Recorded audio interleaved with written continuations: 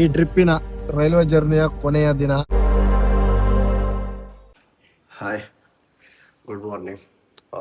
ಇವಾಗ 8 ಗಂಟೆಗೆ ನಮಗೆ ಟ್ರಾವೆಲ್ ಬುಕ್ ಮಾಡಿದ್ರಲ್ಲ ETS, ಅದು ಬಂದ್ಬಿಟ್ಟು 8 ಗಂಟೆಗೆ ಬರುತ್ತೆ. ಈಗ ಅಷ್ಟು ಒಳಗಡೆ ನಾವು ರೆಡಿ ಆಗಬೇಕು, ಬ್ಯಾಗ್ ಎಲ್ಲ ಪ್ಯಾಕ್ ಮಾಡ್ಕೊಳ್ಬೇಕು.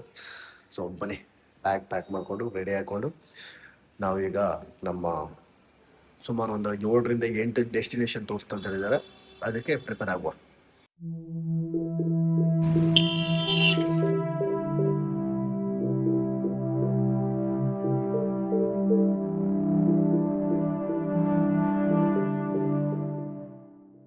ನಿನ್ನೆ ಒಂದು ಟ್ರಾವೆಲ್ ಬುಕ್ ಮಾಡಿ ಬಂದಿದ್ವಲ್ಲ, ಇದ್ನು ಕಣಿದೆ ಯಾವ ತರ ಹಿಂದೆ ಮಾಡ್ಕೊಂಡಿದ್ದಾರೆ ಅಂದ್ರೆ, ಅವ್ನು ನಿನ್ನೆನೆ ಒಂದು CNG ಅಥವಾ ಪೆಟ್ರೋಲ್ ಹಾಕ್ಸೇ ಬರ್ಬೋದಿತ್ತು. ಇವತ್ತು ಇಲ್ಲಿ ಬಂದು ½ an hour ಆಯ್ತು. ಸೊ ನಮ್ಗೆ ಅವ ಹೇಳಿದ ಪ್ಲೇಸ್ನ ಯಾವುದು ಕವರ್ ಮಾಡೋಕ್ಕಾಗೋದಿಲ್ಲ, ಯಾಕಂದ್ರೆ 5 ಗಂಟೆಗೆ ಎಲ್ಲ ಪ್ಲೇಸ್ಗಳು ಕ್ಲೋಸ್ ಆಗುತ್ತೆ. ಅವಾಗ ಏನು ಮಾಡ್ತಾರೆ ಅವರು, ಒಂದು ಸ್ವಲ್ಪ ಪ್ಲೇಸ್ ತೋರಿಸಿ ದೂರ ತಗೊಬಿಡ್ತಾರೆ. ಇದು ಕೂಡ ಒಂದು ದಂಧೆ ಆಗಿದೆ ಇಲ್ಲಿ. ಇವ್ರಂತಲ್ಲ, ಪ್ರತಿಯೊಂದು ಗಾಡಿನೂ ಹಂಗೆ. ಇಲ್ಲಿ ಏನಿಲ್ಲ ಅಂದರೂ ಒಂದು 25-30 ಗಾಡಿ ನಿಂತಿದೆ ಕಾರು.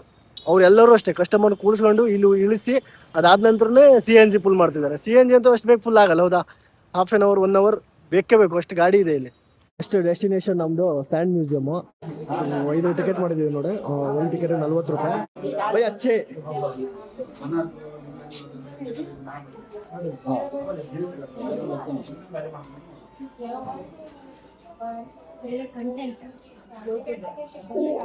ಕೆಳಗಡೆ ಹೋಗುದು ಮಾರ ಅಡಿಗೆ ನಮ್ನೆಲ್ಲ ಹಿಡಿದು ಒಳ ಹಾಕ್ಬಿಡೋರಂತೆ ವಿಷಯ.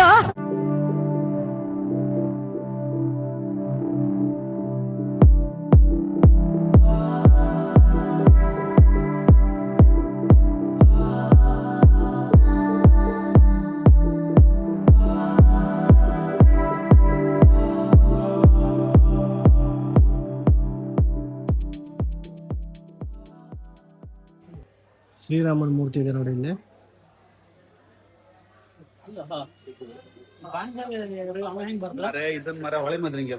ಹೌದಾ?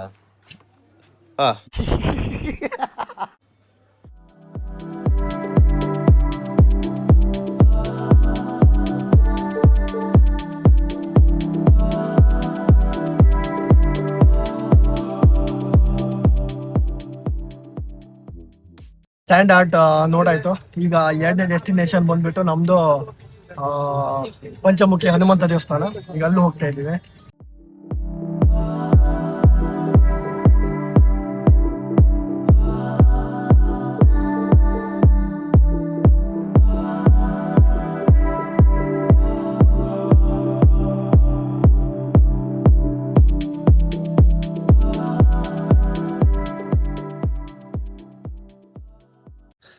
ಪಂಚಮುಖಿ ಆಂಜನೇಯನ ದೇವಸ್ಥಾನ ನೋಡ್ಕೊಬಂದು ಇಲ್ಲೇ ಸ್ವಲ್ಪ ಮುಂದೆ ಬಂದ್ರೆ ರಾಮಚಂಡಿ ಅಂತೇಳಿ ಒಂದು ದೇವಿಯ ಮಂದಿರವಿದಂತೆ.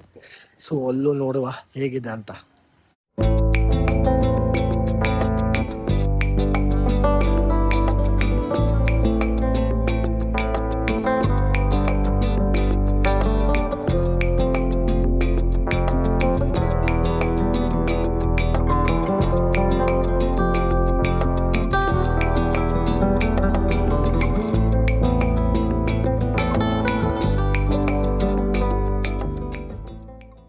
ಮನೆ ನೋಡ್ತಿದ್ರಲ್ಲ, ಈ ಮರಕ್ಕೆ 3 ಪ್ರದಕ್ಷಿಣೆ ಮಾಡಿ ಆ ಥರ ಬಟ್ಟೆ ಕಟ್ಟೋದ್ರಿಂದ ನಮ್ಮ ಮನಸ್ಸಿನಲ್ಲಿರುವಂಥ ಎಷ್ಟು ಆಸೆಗಳು ಈಡೇರುತ್ತೆ ಅಂತ ಹೇಳಿ ಹೇಳಲಾಗುತ್ತೆ.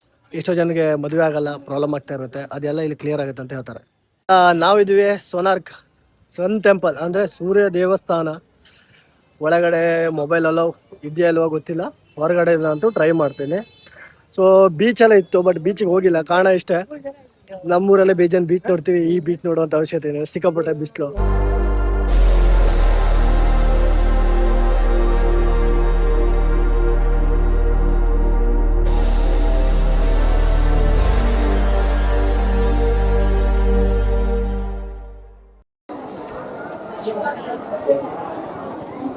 ಸೊ ಒಂದು ಟಿಕೆಟ್ಗೆ 40 ರೂಪಾಯಿ. ನಾವು 240 ಟಿಕೆಟ್. ನಾವು 6 ಜನ ಅಲ್ಲ. ನೋಡಿ ಹೋಗುವ ಈಗ.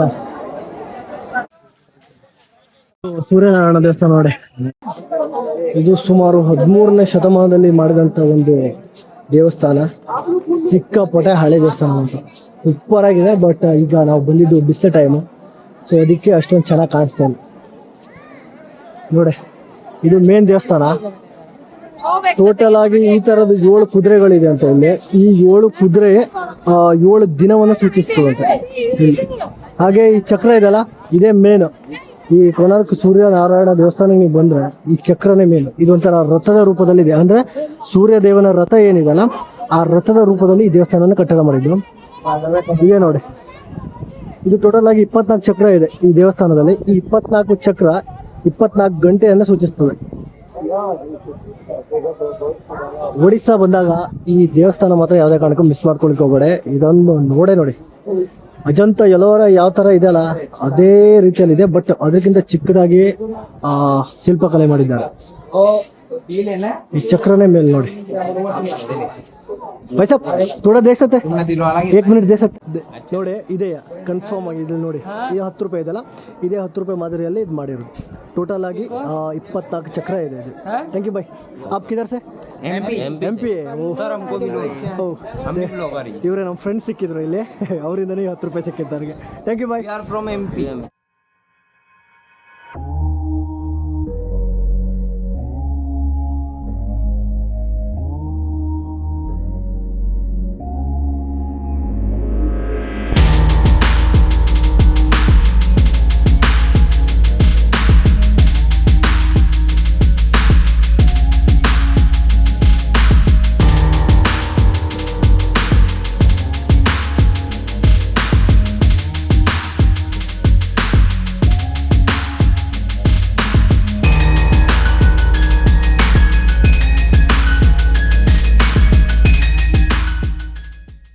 ನೋಡಿ ಇಲ್ಲಿ ಕ್ಲಿಯರ್ ಆಗಿ ಗೊತ್ತಾಗುತ್ತೆ ಯಾವ ತರ ಇದೆ ಚಕ್ರದ ಅಂತ.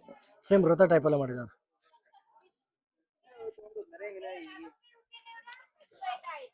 ಚಕ್ರ ಇಲ್ಲಿ ನಿಯರ್ ಅಲ್ಲಿ ಇದೆ ನೋಡಿ, ತೋರಿಸ್ತೇನೆ ಎಷ್ಟು ಕ್ಲೀನ್ ಆಗಿ. ಸೊ ಎಷ್ಟು ಡೀಟೇಲ್ಸ್ ಆಗಿ ತೋರಿಸಿದ್ದಾರೆ ನೋಡಿ. ಇದರಲ್ಲೂ ಒಂದು ಮೂರ್ತಿ ಕೆತ್ತನೆ ಮಾಡಿದ್ದಾರೆ ನೋಡಿ. ಇದು ನಾಶ ಮಾಡುವಂತ ಕೆಲಸ ಕೂಡ ಆಗಿತ್ತಂತ, ದಾಳಿಗಳೆಲ್ಲ ಆಗಿದೆ ಇದಕ್ಕೆ. ಗೈಸ್ ಇದಾಗಿತ್ತು ಸೂರ್ಯನಾರಾಯಣ ದೇವಸ್ಥಾನದ ವಿಡಿಯೋ. ದೇವಸ್ಥಾನ ಮಾತ್ರ ನೆಕ್ಸ್ಟ್ ಲೆವೆಲ್ ಇದೆ. ಆದ್ರೆ ಬಿಸಿಲಿಗೆ ಬಂದಿದ್ದು ಒಂದು ಸಮಸ್ಯೆ ಆಯ್ತು, ಬಿಟ್ರೆ ದೇವಸ್ಥಾನ ಮಾತ್ರ ನೆಕ್ಸ್ಟ್ ಲೆವೆಲ್ ಇದೆ ನೋಡಿ. ಸೊ ನೆಕ್ಸ್ಟ್ ಇನ್ನೊಂದು ದೇವಸ್ಥಾನಕ್ಕೆ ಹೋಗ್ತೀನಿ, ಅಲ್ಲಿದು ಕೂಡ ವಿಡಿಯೋ ಮಾಡ್ತೀನಿ. ಆ ವಿಡಿಯೋದಲ್ಲಿ ಸಿಗ್ತೀನಿ. ಅಲ್ಲಿವರೆಗೂ ಟೇಕ್ ಕೇರ್, ಬಾಯ್.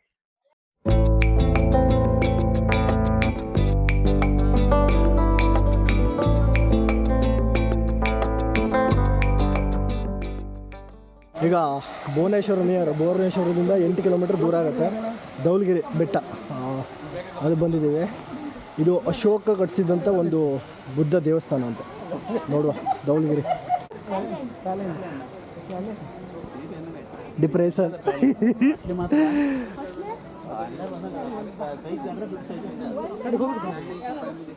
ಧೌಲಗಿರಿ. ಭುವನೇಶ್ವರದಾಗೆ ಹಾಂ ಚರ್ಮೀರಿದಾಗ ಮೇಲೆ ಟ್ರೈನಾಗ ಹಾಕಂದ್ರೆ ಕಚ್ಚ ಪಚ್ಚ ಹೊಡಿತಾ ಅಂತ ಹೋಗುದು. 2 ಲಿಂಬು 2 ಟೊಮೆಟೊ 2 ಆನಿಯನ್ ಹಾಂ 2 ರೂಪಾಯಿ ಹಸಿಮೆಣಸು. ಏ ನೈಸ್ ಟೈಮ್ ಪಾಸ. ಅದು ಮೊನ್ನೆ ಗೇಮ್ ಆಡ್ರಲ್ಲ, ಆ ಗೇಮ್ ಮಧ್ಯೆ ಅದು ಇರ್ಬೇಕು ಅಲ್ಲ ಚಿಂದಿ ಮಾತ್ರ ಗೇಮ್ ಮಧ್ಯೆ ಅದು ಬಿಟ್ರೆ ಎಂಟ್ರಿ ಇಲ್ಲ. ವೇ ಟು ಟೆಂಪಲ್ ಧೌಲಗಿರಿ ಅಶೋಕ ಕಟ್ಟಿಸಿದಂಥ ಬುದ್ಧನ ಒಂದು ದೇವಸ್ಥಾನ ಇದು.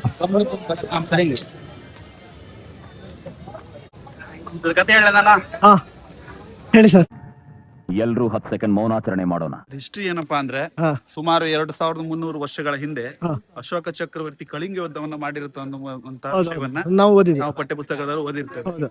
ಅದೇ ಕಳಿಂಗ ಯುದ್ಧವಾದ ನಂತರ ಅಶೋಕ ಚಕ್ರವರ್ತಿ ಅಲ್ಲಿ ಆದಂತ ರಕ್ತಪಾತಗಳನ್ನೆಲ್ಲ ನೋಡಿ ಅವನ ಮನಸ್ಸಿಗೆ ಘಾಸಿಯಾಗಿ ಆತ ಇವತ್ತಿಗೆ ನಾನು ಯುದ್ಧವನ್ನ ನಿಲ್ಲಿಸ್ತೇನೆ ಅಂದ್ಬಿಟ್ಟು ಶಾಂತಿಯ ಪ್ರತೀಕವಾದಂತಹ ಬೌದ್ಧ ಧರ್ಮಕ್ಕೆ ಮತಾಂತರಗೊಂಡು ಅದರ ಒಂದು ನೆನಪಿಗಾಗಿ ಬೌದ್ಧ ದೇವಸ್ಥಾನ ನಿರ್ಮಾಣ ಮಾಡಿರ್ತಾನೆ.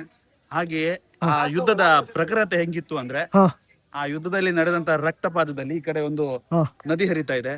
ಆ ನದಿ ಸಂಪೂರ್ಣವಾಗಿ ರಕ್ತಮಯವಾಗಿತ್ತು.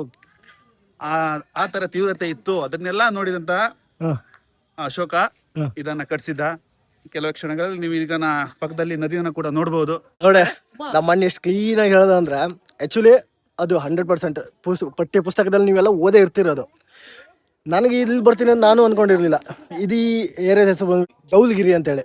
ಆ್ಯಕ್ಚುಲಿ ಆ ಕಡೆ ಒಂದು ನದಿ ಇದೆ, ನಿಮ್ಗೆ ತೋರಿಸ್ತೀನಿ. ಅದು ರಕ್ತದಲ್ಲಿ ಹರಿತಿತ್ತಂತೆ, ಅಂದರೆ ಆನೆ ಎಲ್ಲ ಅದರಲ್ಲಿ ತೇಲು ಹೋಗ್ತಿತ್ತಂತೆ. ಅಷ್ಟು ಭೀಕರೆಯಾಗಿ ಯುದ್ಧ ನಡೆದೈತಿ ಇಲ್ಲಿ, ಕಳಿಂಗ ಯುದ್ಧದ್ದು.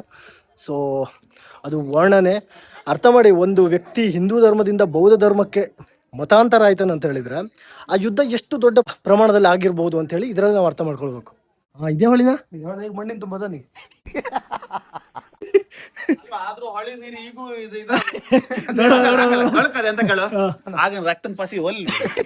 ಬರೀ ಇಂಥದೆಯ ಇರ್ಬೋದು ಮಾರ. ನಮ್ಮ ಅಲ್ಲ, ನೀವು ಅಷ್ಟೆಲ್ಲ ಇತಿಹಾಸ ಹೇಳಿದ್ಮೇಲೆ ಇದು ನಿಜ ಇರ್ಬೋದು. ನಂಬಲೇಬೇಕಾಯ್ತು. ಇತಿಹಾಸಕಾರ ಆದ್ರೆ ನಾಗೇಶ್ನವ್ರು ಏನು ಮಾತಾಡ್ತಾ ಇಲ್ಲ. ನಾವು ಇತಿಹಾಸಕಾರ ಇತಿಹಾಸ ಹೇಳುದಿಲ್ಲ, ಇತಿಹಾಸ ಕ್ರಿಯೇಟ್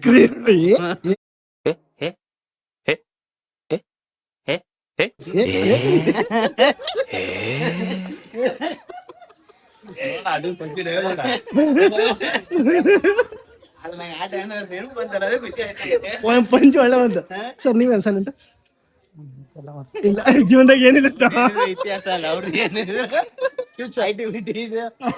ಹೇಳಿ. ಈ ಯುದ್ಧದ ಭೀಕರತೆನ ಈ ಚಿತ್ರದ ಮೂಲಕನೇ ವರ್ಣನೆ ಮಾಡಬೇಕು. ಇಲ್ಲಿ ಎಷ್ಟು ಜನ ಸತ್ತುತ್ತಿದೆ. ಹಾಗೆ ಇಲ್ಲಿ ಆನೆ ಇದೆ, ಅವಾಗಲೇ ಆನೆಯವರಿಗೆ ಬೆಳ್ಕೊಳ್ತಿತ್ತಂತ. ಎಷ್ಟು ಇಲ್ಲಿ ಒಂದು ಚಿತ್ರದ ನಮ್ಗೆ ತೋರಿಸಿದ್ದಾರೆ ಎಷ್ಟು ಭೀಕರ ಆಗಿರ್ಬೋದು.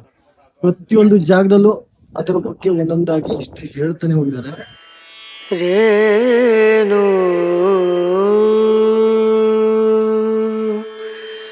ರನ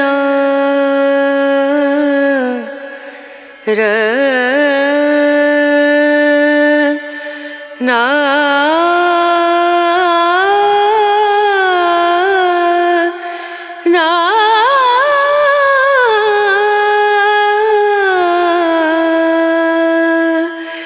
ರೇನು.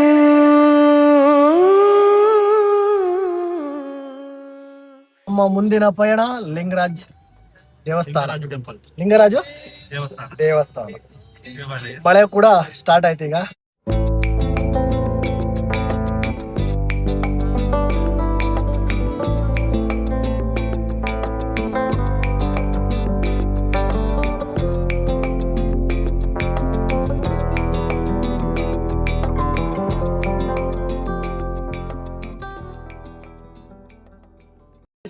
ಲಿಂಗರಾಜ್ ಟೆಂಪಲ್ ಅಲ್ಲಿ ಮೊಬೈಲ್ ಒಳಗಡೆ ಅಲೋ ಇಲ್ಲ. ಹೊರಗಡೆಯಿಂದ ಏನಾದ್ರು ಒಂದು ಸಣ್ಣ ಪುಟ್ಟ ದೇವಸ್ಥಾನ ಇದೆ, ತೋರಿಸ್ಬೋದು ಅಷ್ಟೇ. ಸೊ ಇಲ್ಲೂ ಕೂಡ ಲಾಕರ್ ಇದೆ, ಮೊಬೈಲ್ ಬ್ಯಾಗ್ ಎಲ್ಲ ಇಟ್ಟು ಹೋಗ್ಬೇಕಂತೆ. ಒಳಗಡೆ ಹೋಗಿ ನೋಡ್ಕೊ ಬರ್ತೀನಿ ಲಿಂಗರಾಜ್ ದೇವಸ್ಥಾನ ಯಾವ ತರ ಇದೆ ಅಂತ. ಹೊರಗಡೆ ಬಂದು ಅದ್ರ ಬಗ್ಗೆ ಒಂದ್ ಸ್ವಲ್ಪ ಹೇಳ್ತೀನಿ ಅಷ್ಟೇ. ಲಾಕರ್ ವ್ಯವಸ್ಥೆ ಇದೆ, ಈ ಲಾಕರ್ ವ್ಯವಸ್ಥೆ ಇಲ್ಲೇ ಇಟ್ಟು ನಾವು ಒಳಗಡೆ ಹೋಗಬೇಕು.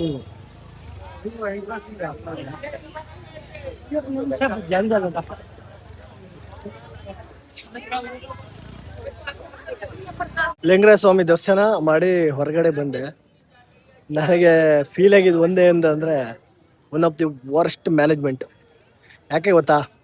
ಒಂದನೇದಾಗಿ ಒಳಗಡೆ ಪೂಜಾರಿ ಇರ್ತಾರಲ್ಲ, ಅವನ್ನೇ ಬೀಡ ಹಾಕೊಂಡು ಅದೇ ದೇವಸ್ಥಾನದ ಗೋಡೆಗೆ ಹೋಗಿತಾನೆ, ಕಂಡಾರೆ ನೋಡಿದ್ದು. ಮತ್ತೆ ಒಳಗಡೆ ಪ್ರತಿಯೊಂದಕ್ಕೂ ದುಡ್ಡು ಕೇಳ್ತಾರೆ. ಒಂದು ಕಂಬ ಮುಟ್ಟಿದ್ಕೆ ದುಡ್ಡು ಕೊಡಿ ಅಂತಾರೆ, ಒಂದು ಬಾವುಟ ಮುಟ್ಟಿದ್ಕೆ ದುಡ್ಡು ಕೊಡಿ ಅಂತಾರೆ. ಸಾಯ್ಲಿ ಕೊಡುವ, ಓಕೆ. ಒಂದು ಸಿಸ್ಟಮೆಟಿಕ್ ಆಗಿ ಲೈನ್ ಇಲ್ಲ. ಆಮೇಲೆ ಒಳಗಡೆ ಮೇನ್ ಗರ್ಭಗುಡಿ, ಯಾವುದು ಲಿಂಗರಾಜೇಶ್ವರ ದೇವರ ಒಂದು ಮೇನ್ ಗರ್ಭಗುಡಿಯಲ್ಲಿ ಕೆಟ್ಟ ಸ್ಮೆಲ್ಲು, ಜರ್ಲೆ, ಏನ್ ಬೇಕು ನೋಡ್ಬೇಕು ಅದೆಲ್ಲ ನೋಡ್ಲಿಕ್ಕೆ ಸಿಗುತ್ತೆ. ಇಲ್ಲಿ ಹೊರಗಡೆಯಿಂದ ಪೂಜೆ ಸಾಮಾನು ತಗೊಂಡು ಹೋಗ್ತಾರೆ. ಆಕ್ಚುಲಿ ಪೂಜೆ ಸಾಮಾನು ತಗೊಂಡು ಹೋಗಿ ಅಲ್ಲಿ ಹಾಲೆಲ್ಲ ತಗೊಂಡು ಹೋಗಿ ದೇವ್ರಿಗೆ ನೈವೇದ್ಯ ಮಾಡ್ಬೋದು ನಮ್ಮ ಕೈಯಾರೆ. ಎಲ್ಲಿ ಹೊರಗಡೆ ಒಂದು ಮೂರ್ತಿ ಇದೆ ಬಸವಂದು, ಆ ನಂದಿ ಮೂರ್ತಿಗೆ ನಾವು ಅಭಿಷೇಕ ಮಾಡಿದ ನಂತರ ಆ ಪ್ಲಾಸ್ಟಿಕ್ ಏನಿರ್ತದೆ ಗೊತ್ತಾ, ಅಲ್ಲಿ ದೇವ್ರ ಪಕ್ಕದಲ್ಲೇ ಇಡ್ತಾರೆ. ಎಲ್ಲ ಅಲ್ಲಲ್ಲೇ ಒಗೆಯೋದು, ಅಲ್ಲಲ್ಲೇ ಇದು, ಒಂಚೂರು ಕ್ಲೀನ್ ಇಲ್ಲ.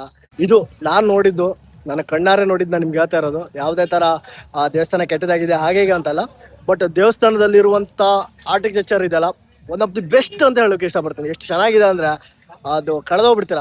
ಒಳಗಡೆ ಒಂದು 100ಕ್ಕಿಂತ ಜಾಸ್ತಿ ದೇವಸ್ಥಾನ ಇದೆ. ಅದೇ 100ಕ್ಕಿಂತ ಜಾಸ್ತಿ ಪೂಜಾರರು ಇದ್ದಾರೆ. ಪ್ರತಿಯೊಂದು ಪೂಜಾರಿ, ಮೇನ್ ಪೂಜಾರಿ ಕೂಡ ಬೀಡ ಹಾಕೊಂಡಿದ್ದಾರೆ. ಅದೇ ಒಳಗಡೆನೇ ಹೋಗಿತಾವ್ರೆ ನಮ್ಮ ಕಣ್ಮುಂದೆ. ನಾನು ಬೇರೆ ಯಾರೋ ಹೇಳಿದ್ರೆ ನಂಬಲ್ಲ, ಏನು ಹೇಳ, ಬೇರೆ ಇನ್ಫ್ಲುಯೆನ್ಸರ್ ಥರ ಇಲ್ಲ ಅದು ಹಾಗಿದೆ ಹೀಗಿದೆ ಇದ್ದಿದ್ದ ವಿಷಯ ಹೇಳ್ತಾ ಇದ್ದೀನಿ. ಬಟ್ ಏನು ಅಂದರೆ ಕ್ಲೀನ್ ಇಲ್ಲ. ಸರ್ಕಾರ ಏನಿದೆಯಲ್ಲ ಖಾಲಿ ದುಡ್ಡು ಮಾಡ್ತಾ ಇದೆ ಅಷ್ಟೇ. ಈ ದೇವಸ್ಥಾನ ಒಂದು ಬಿಸ್ನೆಸ್ಗಾಗಿ ಯೂಸ್ ಮಾಡ್ತಾ ಇದೆ. ನಮ್ಮ ಹಂಪಿ ನೋಡಿ, ತಮಿಳ್ನಾಡು, ಈ ಮತ್ತೆ ತೆಲಂಗಾಣ ಈ ಕಡೆ ಎಲ್ಲ ಎಷ್ಟು ಚೆನ್ನಾಗಿ ಇಟ್ಕೊಂಡಿದ್ದಾರೆ ಅಂದ್ರೆ ದೇವಸ್ಥಾನ ನೋಡಿದ್ರೆ ಮತ್ತೊಂದ್ಸಲ ಹೋಗ್ಬೇಕು ಅನ್ಸುತ್ತೆ. ಅಂತ ಪೂರಿಯಲ್ಲೂ ಕೂಡ ಹಾಗೆ. ಇಲ್ಲಿ ಹೊರಗಡೆ ಈಗ ಜಸ್ಟ್ ಇಲ್ಲಿ ಒಂದು ಹೊರಗಡೆ ಅಲ್ಲಿ ಇದು ಮರ ಇದೆಯಲ್ಲ ಅದ್ರ ಕೆಳಗಡೆ ಪೂಜಾರಿ ಕೂತ್ಕೊಂಡಿದ್ದಾನೆ. ಅವನು ಬೀಡ್ ಹಾಕೊಂಡು ಹೋಗಿತಾ ಅದೇ ಕಟ್ಟೆ ಹೋಗ್ದ. ಅದೇ ಕಟ್ಟೆನೆಲ್ಲ ಕೈ ಮುಗಿತಿದ್ದಾರೆ ದೇವ್ರು ಅಂತೇಳಿ ಅವನು ಅದೇ ಕಟ್ಟೆ ಹೋಗ್ದ. ಆಯ್ತಲ್ಲ, ಇಲ್ಲೇ ಸಾಕ್ಷಿ. ಇದು ಇಲ್ಲಿಯ ಪ್ರೆಸೆಂಟ್ ಸಿಚುವೇಶನು. ಬಟ್ ದೇವಸ್ಥಾನ ನೋಡೋಕೆ ಮಾತ್ರ ಸೂಪರ್ ಆಗಿದೆ. ಬನ್ನಿ ನೋಡಿ. ಓಕೆ, ನೆಕ್ಸ್ಟ್ ಬೇರೆ ಕಡೆ ಹೋಗ್ತಾ ಇದ್ದೀನಿ. ನೋಡೋ ಮತ್ತೆ ಯಾವ ದೇವಸ್ಥಾನ ಇದೆ ಅಂತೇಳಿ ಕವರ್ ಮಾಡ್ಲಿಕ್ಕಾದ್ರೆ ಮಾಡ್ತೀನಿ. ಬಟ್ ನಾವು ಹೋದಂಥ ಪ್ರತಿಯೊಂದು ದೇವಸ್ಥಾನ ಕೂಡ ನಮ್ಗೆ ಇದೇ ಥರ ರಿಸಲ್ಟ್ ಕೊಟ್ಟಿದೆ. ನಾವು ಅಂದ್ಕೊಂಡಂಥ ಥರ ರಿಸಲ್ಟ್ ಏನಿಲ್ಲ. ಕ್ಲೀನಿಂಗ್ ಇಲ್ಲ, ಮೇನ್ ಆಗಿ ಸಿಸ್ಟಮೆಟಿಕ್ ಇಲ್ಲ.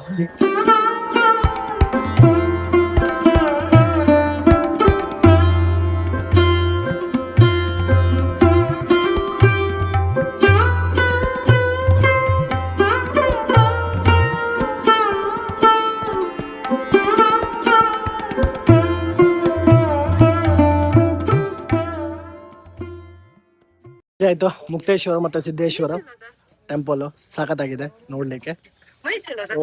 ಈಗ ರೈಲ್ವೆ ಸ್ಟೇಷನ್ ಹೋಗ್ತಾ ಇದ್ದೀನಿ. ನಾವು ಭುವನೇಶ್ವರದಲ್ಲಿ ಇದ್ದೀವಿ. ಭುವನೇಶ್ವರದಲ್ಲಿ ರೂಮ್ ಮಾಡಿ ಇಲ್ಲ ಹಾಲ್ಟ್ ಆಗ್ತೀವಿ. ನಾಳೆ ಬೆಳಿಗ್ಗೆ 5 ಗಂಟೆಗೆ ನಮ್ಮ ಟ್ರೈನ್ ಇದೆ. ಸೊ ನಾಳೆ ಬೆಳಿಗ್ಗೆ 4:15 ಇಲ್ಲಿಂದ ರೂಮಿಂದ ಬಿಡೋದು.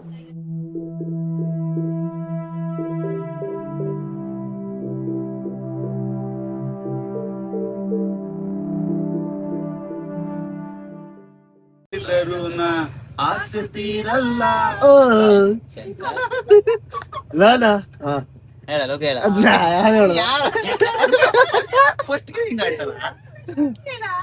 ಲಾಲಿ ಲಾಲಿ ಲಾಲಿ ಲಾಲಿ ಶ್ರೀಚಕ್ರಧಾರಿಗೆ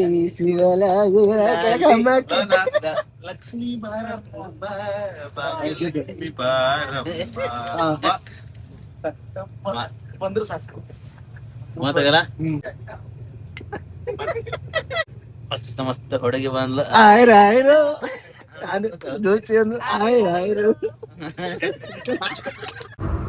ನೋಡು, ನಿನ್ನ ಗಂಗಾ ನಾಗವಲ್ಲಿ ಆಗಿರೋದಿನ್ನು.